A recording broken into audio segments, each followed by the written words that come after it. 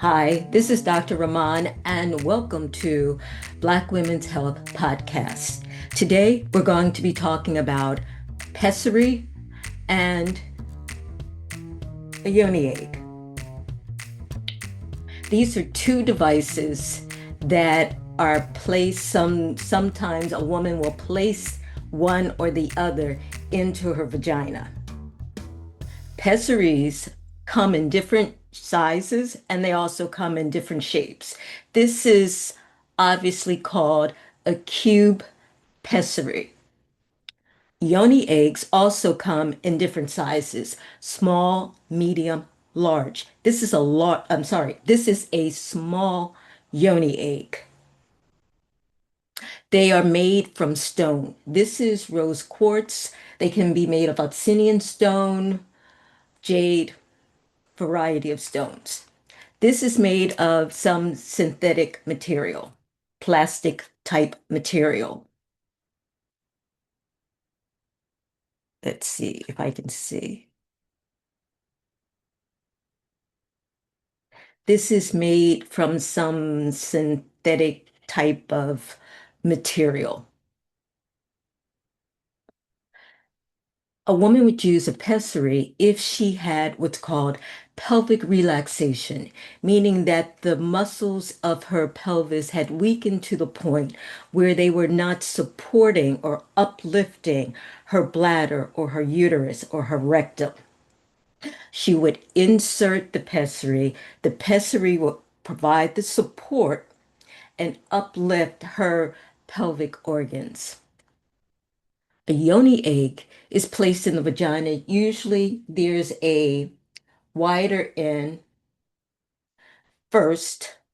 It's placed into the vagina, and once it's in the vagina, a woman can contract her pelvic floor muscles, and as a result of that, move the yoni egg around. It's a form of exercise. Pessary helps to lift up the pelvic organs. And if a woman is experiencing urinary incontinence, because whenever she coughs or laughs or sneezes, due to the lack of support, the urine comes out. That's called stress urinary incontinence. And sometimes a pessary will help with that.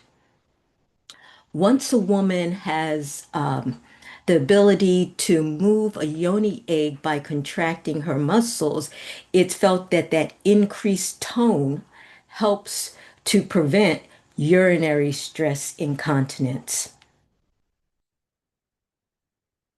Two devices. Two devices.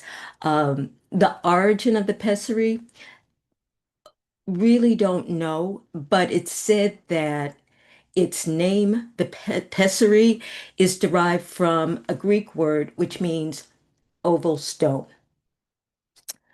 Big difference between the two. Approved by the medical community, not approved by the medical community. Why is that? No adequate studies documenting its effectiveness. And that's true. There are no clinical studies or randomized controlled studies which show any type of benefit because it's not been studied. But what we do know is that there are women in Thailand who engage in um, the act of ping pong tourist attractions. These are ping pong shows where a woman will push out various objects.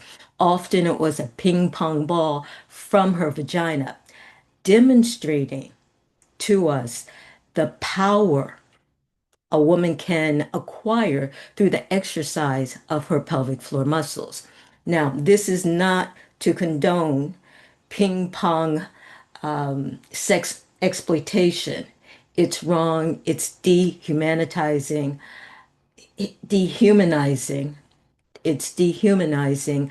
And it's not something that I am saying we should support. I am saying that these women are showing us the incredible power that one can acquire through the exercise of the pelvic floor muscles.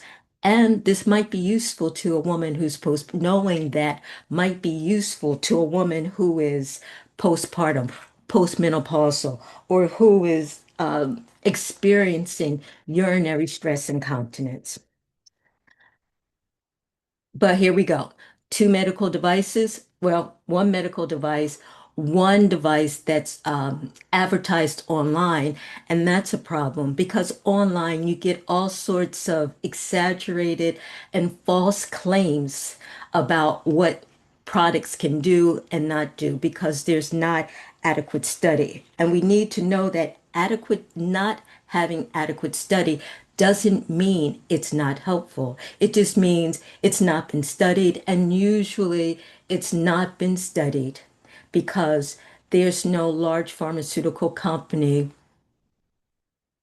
uh, doing clinical trials. There's no manufacturer looking to patent the product. And so there's not a large return on investment for anyone that does this study. So they go unstudied. And as a result of going unstudied, they go unrecommended by the medical community. And that's a problem in my mind because there are other things besides yoni eggs that could potentially have a benefit for women, such as the use of vitamin D in the management and treatment of fibroid tumors, the use of black cohosh for women who are perimenopausal or menopausal, being able to tell women mechanism of action, being able to tell them optimal dosage, being able to tell them the optimal preparation if you're going to use that.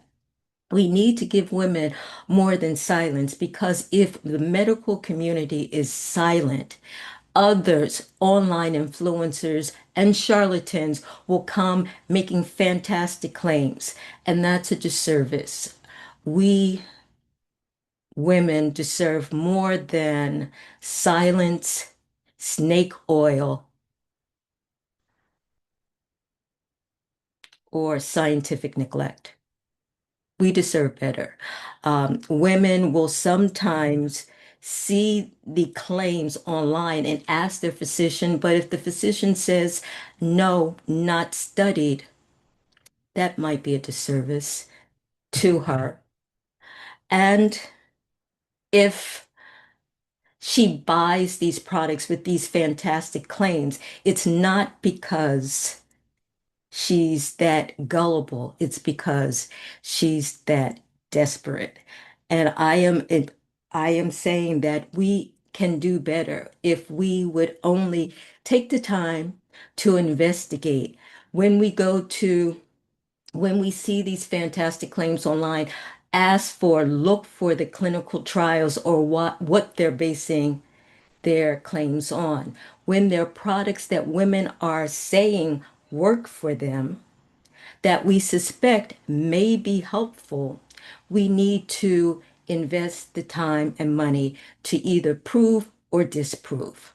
And that's all I'm trying to say. Let's prove or disprove before we negate the possibility of its use in female health care.